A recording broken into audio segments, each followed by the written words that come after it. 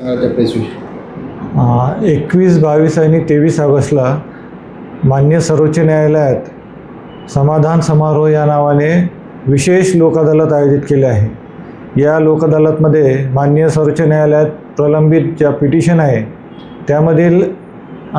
Petitioner आणि respondent यांना notice काढून आपण इथे बोलावून घेतो आणि त्यांना प्री सिटिंग घेऊन मीडिएटरच्या माध्यमातून त्यांना लोक न्यायालयामध्ये त्यांच्या केसेस ठेवण्यासाठी आणि सेटलमेंट करण्यासाठी आपण त्यांना तयार करतो. आणि जर त्यांनी संमती दिली आणि लोक अदालतमध्ये त्यांची प्रकरणं निकाली काढण्यास त्यांनी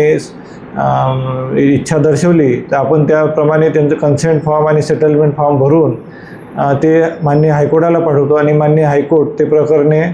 सर्वोच्च न्यायालयाला पाठवते. आणि 21, 22 आणि 23 ऑगस्टला ज्या पिटिशनरनी आणि रिस्पॉन्डंटनी संमती दिली आहे लोकन्यायालयात प्रकरणं ठेवण्याची त्यांना आभासी पद्धतीने इथून आपण माननीय सर्वोच्च न्यायालयाशी कनेक्ट करून देऊ आणि ते कन्फर्म केलं जाईल की त्यांनी खरंच संमती दिली आहे नाही दिली आहे आणि त्यानंतर ते प्रकरणे निकाली काढण्यात येतील. तर या संदर्भात मी सर्वांना विनंती करतो की त्यांनी आपापली प्रकरणे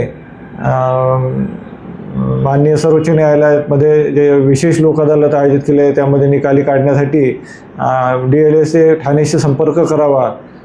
ते आभासी पद्धतीने पण जॉईन होऊ शकतात आणि प्रत्यक्ष पण आमच्याशी संपर्क करू शकतात, जेणेकरून आम्ही त्यांच्याशी